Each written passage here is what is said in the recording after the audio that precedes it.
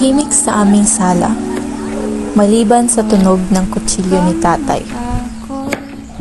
Masaya kaming naglalaro ng aking kapatid at parang normal na araw lamang. Habang si tatay naman, abala sa pagluluto ng paborito naming ulam, menudo.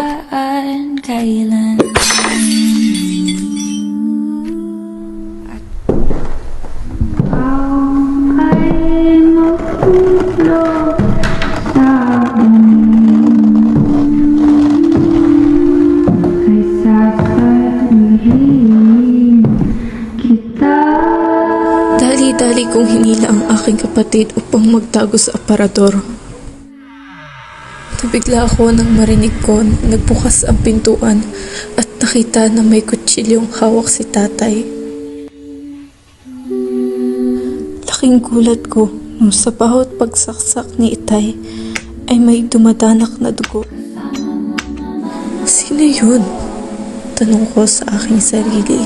Dahan-dahan akong lumingon at sa aking nakita, doon ko lamang napagtanto na sa pagmamadali ko kanina ay hindi ang kapatid ko ang aking nadala sa aparador.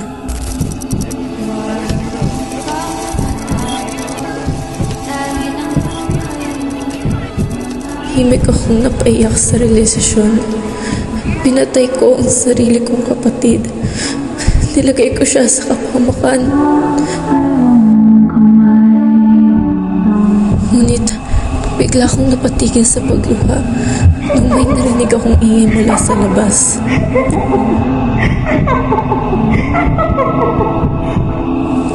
Hindi si tatay ang naroon, kundi ang aking pinakamamahal na kapatid.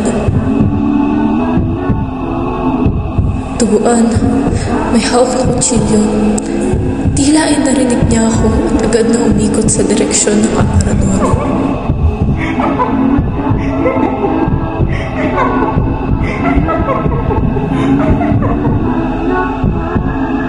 Sabay nagsabing, "Huwag kang matakot."